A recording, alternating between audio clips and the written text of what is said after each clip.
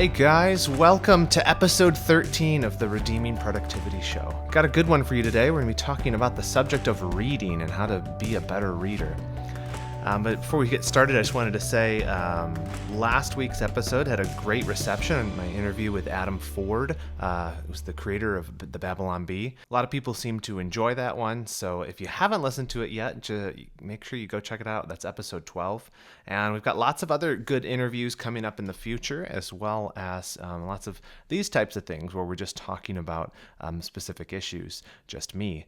In fact, next week I have Tim Challies, who is the man, the myth, the legend behind Challies.com. So I've actually already recorded that interview, and that's going to be next week's episode. So if you're not already subscribed, you should subscribe to the podcast. This week's episode is about the subject of reading, and it is brought to you by Audible. Because audiobooks are awesome. If you haven't tried Audible before, it is a really great service. I've used it for years. They have over 180,000 titles on the platform, and you can try it completely for free. There's a 30-day trial you can use, and with that, you get one free audiobook of your choosing. It can be anything from their library. And you can do that by going to audibletrial.com/redeemingprod. There'll be a link to that in the show notes, but it's just audibletrial.com/redeemingprod, P-R-O-D. Okay, so reading. We all know reading's important, and especially Christians should know reading's important since we have from God the Word of God in the Bible. So it's important that believers in Jesus Christ are a reading people. And reading is also especially beneficial for people who are interested in being productive because you want to expand your realm of knowledge. You want to be reading books that help you become better at what you're doing, whatever that task is, be it your job, be it with your family, exposing yourself to ideas and concepts and ruminating on those. They help you to become a more well-rounded person. And I think most people know that reading is important, and most people probably would agree that they want to be better readers. They want to be reading more often, and we all kind of wish that maybe we would get more out of our reading, retain it better, be able to go a little bit deeper with what we are reading. And so in that vein, this episode is about 10 things you can do to read more and read better. And so these are mostly simple, common sense tips, but hopefully something in here you will be benefited by. And I'm also doing something this week on the blog. There's going to be on Wednesday a companion piece to this. It's not going to be the same information, but it's going to be another, looking at reading from another angle. And so if you're not a reader of the blog, I would definitely suggest you check out what we're doing over there too, because it's usually completely different content than what we cover on the podcast. So without further ado, let's get into the 10 things you can do to read more and read better. Let's start with number 1, because we'll go in order.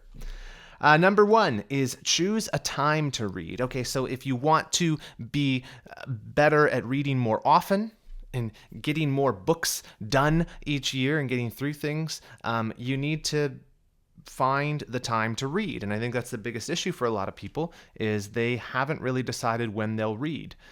For me, when I was a bachelor, before I was married, I read every single night before bed, and usually for a long time, often hours. And that was my major chunk of time when I read. I also would read in the morning too, and that's usually when I would read more theological type works when my mind was a bit sharper. In the evenings, I would try to focus on stuff that was a bit lighter. That was, if I was reading fiction, that was when I would do it. But oftentimes it was more Christian living type books because I like the Christian life. So choosing a time to read is important. If you don't pick a time, if you kind of just hope it happens, it's probably not going to happen. Reading really is a chip away project. It's less important, I think, in the long run about the volume of reading you do at each time you read, where it's actually more important that you're just doing a little bit each day, even if it's a page, even if it's a paragraph. If you get into the habit of doing that, I think that over time the volume that you do in each session will expand, but it's being consistent day after day after day that you're going to find that at the end of a year, you've churned through way more books than you did because you were fretting because you didn't have a 1 or 2 hour block to actually read. So just pick a time. in the morning. Maybe you make it part of your morning routine. You read the Bible, you pray, and then you spend some time in a book that you enjoy. Right now that I'm married, one thing we've tried might work for you. Sounds a little weird, but my wife and I read together every single evening before bed. And when I say read together, I mean that we read the same book. And by saying that we read the same book, I mean I read the book out loud to her like a child. Yeah, I know. It was her idea. We actually found out some of our friends do the same thing. We were embarrassed about it. I was embarrassed about it. She thinks it's sweet. But I was embarrassed about it. We found out some of our friends do the same thing. And I just got to say, we really enjoy it. We really enjoy it. It's a fun part of our marriage. It helps us both to wind down and go to sleep. It kind of is a shared activity. And I love the sound of my own voice, obviously. I have a podcast. And why else would you have a podcast unless you were completely enamored of your own voice? And so I don't mind reading out loud. And we kind of rotate what we're reading between Harry Potter Book 2 and I think it's called An Alarm to the Unconverted by Joseph Alain, which reading a book with the word alarm in the title from a Puritan is a great way to soothe yourself to sleep in the evening by just absolutely blasting your conscience. So pick a time to read. That's number one. Number two, if you want to become someone who reads more and reads better, then the second thing you can do is choose a place to read. So the first one is choose a time to read. How about choosing a place to read? I just think this is so important. And there's studies and whatnot and science and all that stuff about how the power of place helps you to get you into a mindset for working. So if you have a workstation in your home, it kind of gets your head in that zone. Same thing with sleep. If you have this whole routine and you sleep in the same place and you do these things, that order, it just kind of helps carve out some paths, some furrows, if you will, in your mind, and it just gets your brain used to, oh, now I'm on the chair that I always read in, and your mind just kind of settles into reading mode. When we lived in the RV, there was a couch in there that was kind of part of the RV, and that was my reading spot. And we had a little magazine rack that was on the wall, and all the books that I was currently reading were just there. And so I would just love it. I would just lay down there, stretch out on the couch, and I'd grab one of the books, and I would just read a few pages. And when I got bored, I'd read a different book. And so that's how I just made my way through all the different books that I was wanting to read at the time.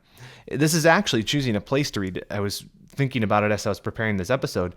That's one of the things that since we've moved to our new place that I haven't done yet. And I've noticed that my reading has slackened quite a bit since moving. And some of that's due to we had a baby and, minor life changes like that.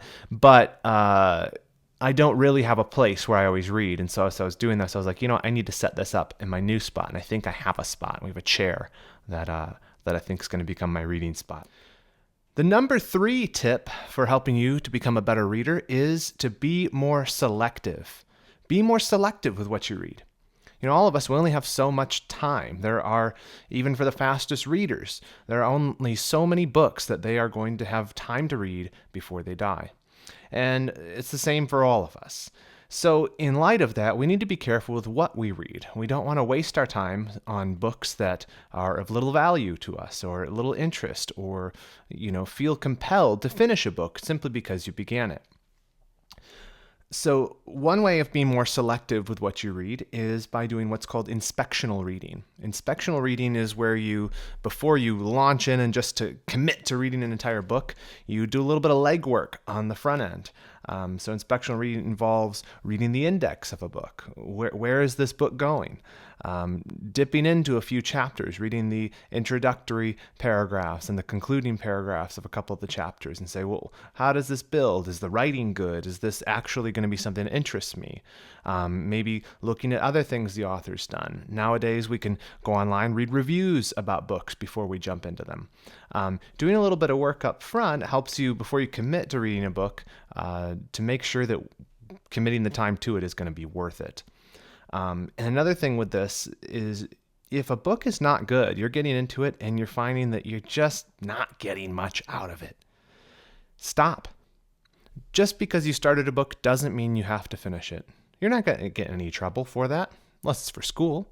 Then you're probably going to fail. But if you're just reading for pleasure or reading for information and it's just something you're reading, don't feel like you have to finish a book just because you started it.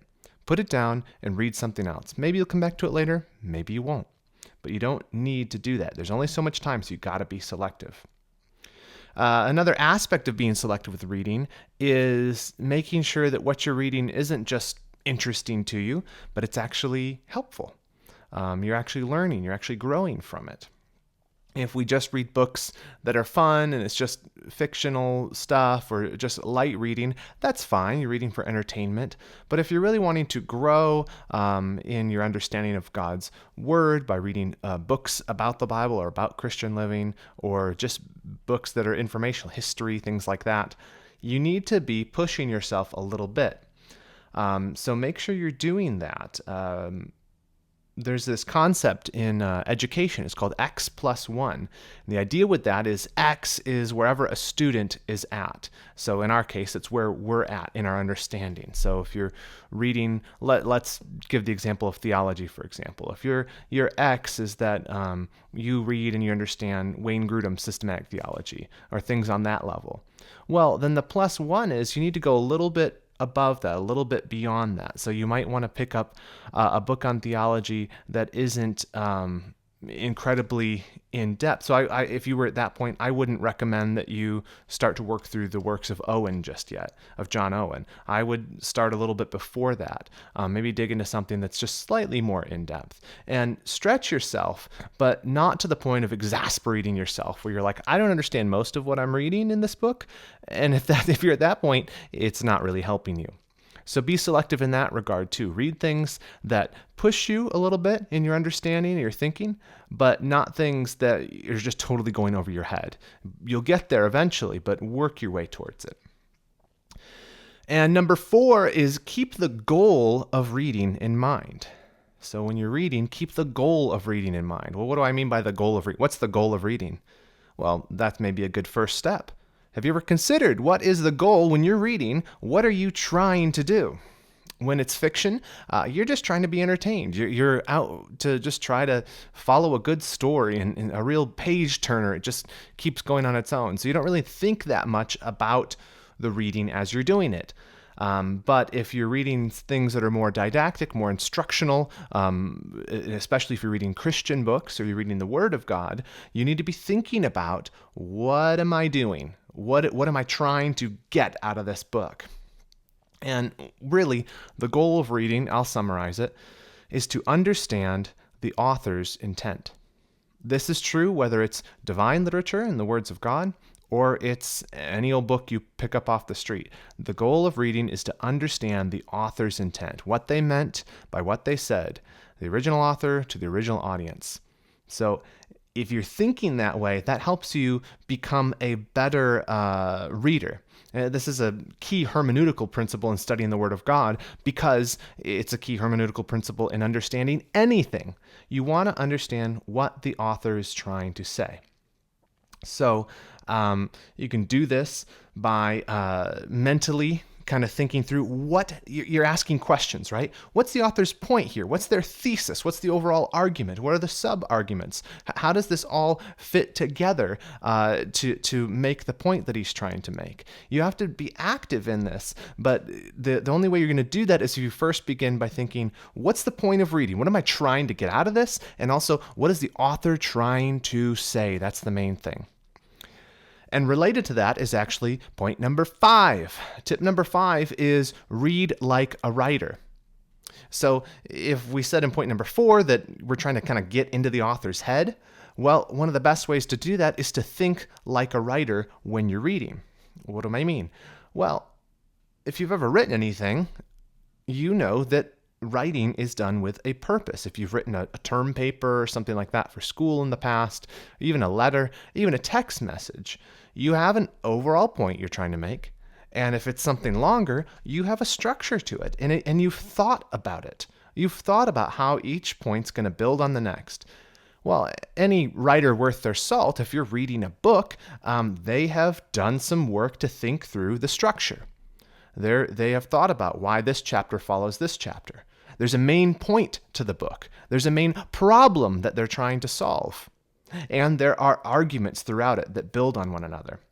So if you know that they've taken the time to think through all of that, then you, as a reader, owes it to that author to try to empathize with them in the sense that, okay, if they've made a structure, I need to discover what that structure is. And so you can do that by asking those questions, really, as you're reading. An aspect of what I mentioned earlier, inspectional reading, is to try to get some of the skeleton, the bones of what the author is trying to say, understand how the chapters fit together and how they build. But as you're reading, you're constantly asking these questions. Why? How is this connected to this? Why did this follow that? How does this go towards the main thesis of the book? Is this argument valid or is it not? You're asking all of these questions because you understand that the writing was deliberate. And so in seeking to perceive what the author's intent was, you need to be deliberate, likewise, in how you read the book. Number 6 is review what you read. Review what you read. If you want to become better at reading, if you want to be better at retaining it and understanding it and getting those ideas into you, then you need to review what you read.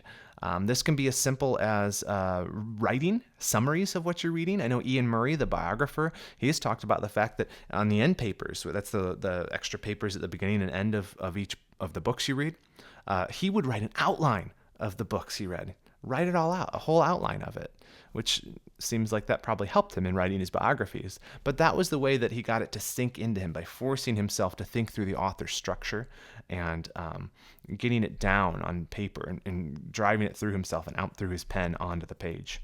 And also served as a useful reference point later. Often what I'll do is when I'm reading a book, each chapter, right, there's the chapter number and the title, and then there's lots of white space around that before the text begins. So in that space, or on the back of the end of the previous chapter, there's extra space there, I will write a little summary, just real short, a few sentences of what the chapter I just read was about. So you see what I'm saying is I'll read, say, chapter 5. I get to the end of chapter 5, and then I go back to the beginning, and at the beginning of chapter 5, I write down some notes about what it's about, what are the key points, things that I don't agree with, that kind of stuff. And by doing that, it helps the whole chapter sink into me a little deeper because I'm forced to summarize it. It's an easy practice, and it also helps me later on in books that I want to reference again. It's like, where was that thing about here? And then I can find it really easily. I'm not saying you need to write book reports on every book you read.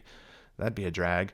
No, it can be as simple, reviewing what you read can be as simple as just thinking on it. And in fact, this is exactly what John Calvin did. So John Calvin, that great reformer, he was a prodigious intellect. And just a sidebar here, if you've never read Calvin's Institutes of the Christian Religion, oh man, you should read it. Even if you're like, I'm not a Calvinist, it's not Calvinism, the whole thing. There's a section on soteriology, that's the doctrine of salvation, but it's just a great systematic theology of the Christian faith, and it's immensely readable. It's so helpful. And also just from a historical perspective, in terms of a classic, a book that's influenced history, Protestant history, it's great to have interacted with that primary source. So I would encourage you to do it. Get a translation of it. I think the Battles translation is usually the one people recommend, and just churn through it. It's well worth your time. Okay, end of rant about that. But John Calvin was an immense, prodigious intellect. So the question you're asking is, how does someone become like that? Obviously, it's the providence of God, but God uses means in his providence. So how did God grow the intellect of John Calvin, help him become prepared for the work he did during the Protestant Reformation? Well, he grew his mind. A lot of that was through reading and study, just on his own, even as a young man. And Theodore Beza, who was a protege of Calvin, talked about Calvin's study habits, and one in particular that I think you'll find interesting. So here's a quote from Theodore Beza about John Calvin. It reads, "He often stayed up till midnight to study, and ate hardly any supper in eagerness for his work. Each morning when he woke, he would stay in bed for a few moments while he recalled to mind all that he had studied the previous day, and mull it over, so to speak." Did you catch that? So this first part, he's talking about, that Calvin stayed up late studying every night, which Yeah, that makes a lot of sense. Lots of study is important. But it's the second part I found the most interesting. It said that each morning after these late nights of study, he would stay in bed for a few moments after he woke up and just recall to mind the things that he had studied and read and just mull them over, he says, right? He'd ruminate on them. He would meditate on them. He would let them sink into him. He'd be like, yeah, okay, so what was that about? Interesting, yeah. And his argument was this, but is that a fair argument? That kind of stuff. Mulling it over. Just doing that, it's an easy practice and it's an enjoyable thing to do. But that interacting with those ideas just in your mind helps them to sink into you and helps you to sharpen your own thinking. So review what you read. Number 7 is make a list of what you're reading and what you plan to read. So make a list of what you'll read, number 7. So you can do this in a notepad. I've been using this app called Notion recently to keep track of a lot of stuff. Check out Notion. It's actually a really fun app. I might do a post or an episode on that app sometime in the future because I'm really liking it. But you can do that in a simple notepad, in the back of your journal, even just a piece of paper. You could do it physically, not even write them down. Just have a stack of books or a shelf on one of your bookshelves. You say, these are the books I'm trying to get through. Having kind of a goal in mind and having set up where you're trying to go is a little bit motivating, isn't it? Because you're like, well, I need to get through this book because, man, I'm really looking forward to this next one. And it just puts something in front of you. Keeping a record of what you've read is helpful because you have an idea of, did I read only one book this year? Or, how many books did I read? What have I read? If you read a lot, eventually you start to forget what books you have and haven't read. I think any reader who reads a lot will tell you about often of times when they've bought the same book again and it's one they've already read. I know that I've done that. So keeping a list is helpful in that regard, to know what you've read and just it's encouraging. You get to say, check a book off the list that you've been wanting to read. So number 7 is make a list of what you'll read. This can also be practical for print form books. It can be practical for articles. I just recently started using an RSS reader again. If you don't know what that is, people used to use Google Reader. I'm using Feedly right now. You can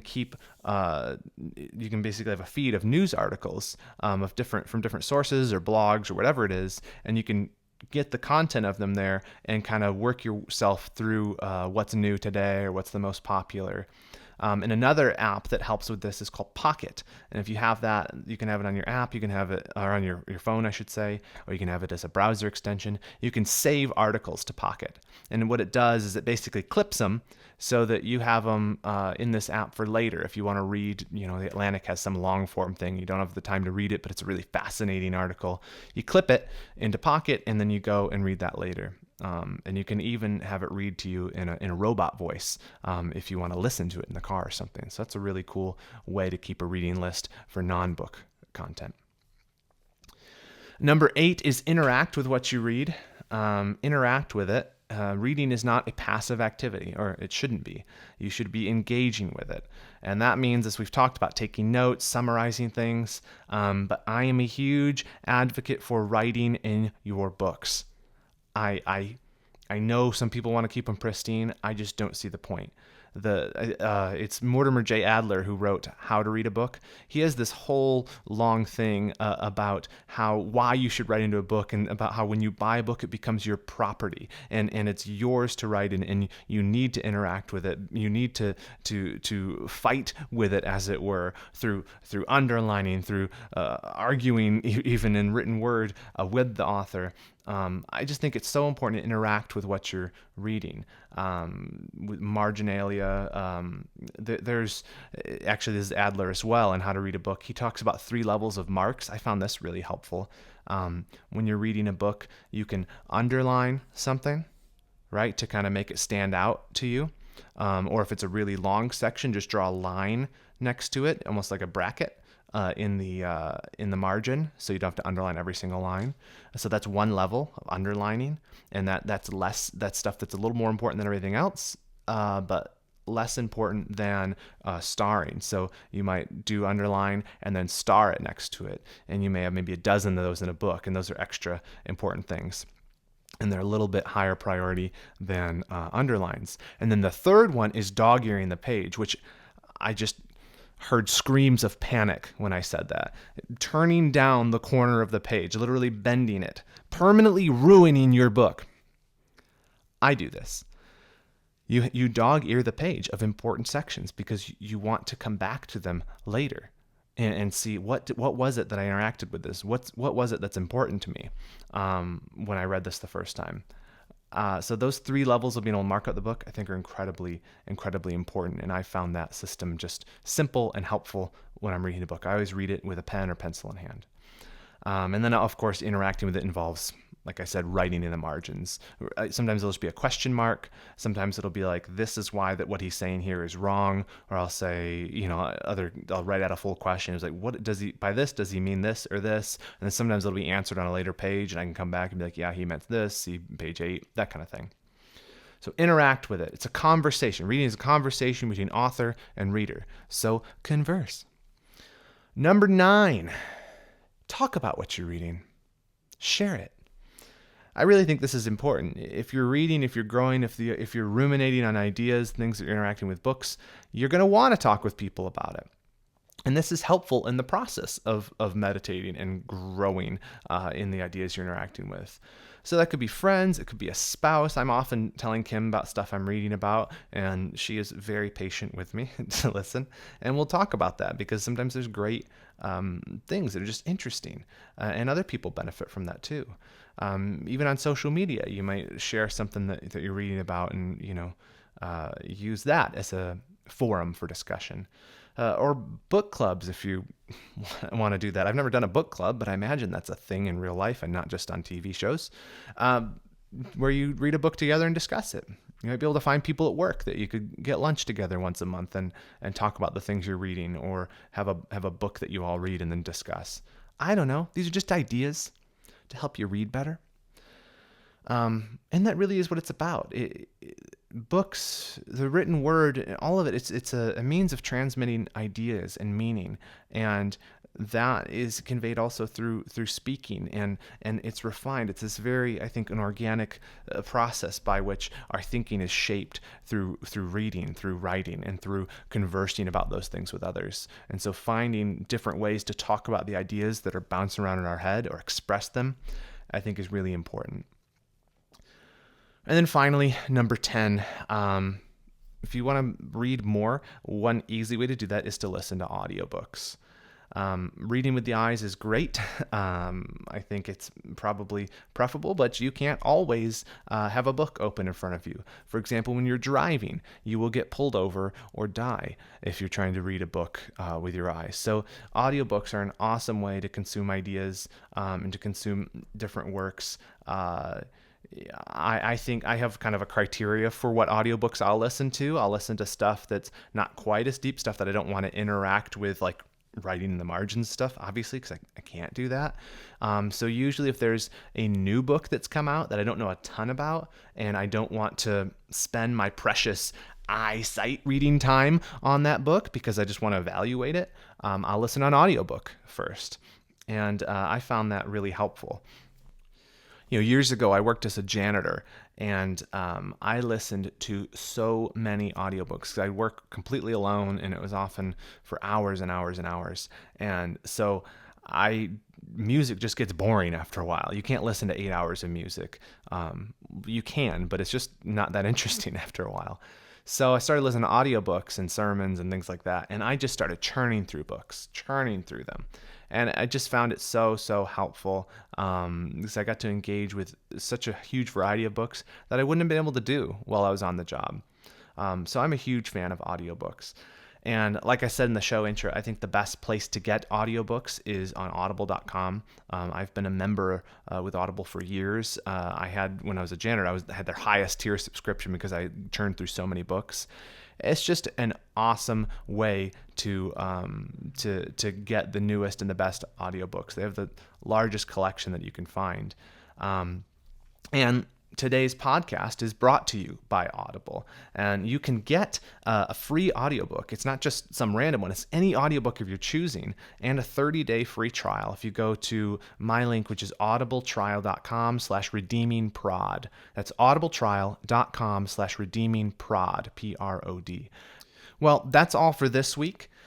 Be sure to subscribe and rate the podcast. Follow us on social media. And also, if you haven't ever gone over there, check out the website, redeemingproductivity.com. I've got tons of blog articles there. I'm always posting new things. I have a new feature every Friday where it's called Reagan's Roundup, which, yeah, you're supposed to think about the Woody's Roundup song from Toy Story when you hear that. And that's where I just have a bunch of links of things that I found that week around the web that I think will be interesting or helpful to Christians who are seeking to live a more productive life. So I'll catch you here next time on the Redeeming Productivity Show. And until then, remember that in whatever you do, do it well and do it all to the glory of God.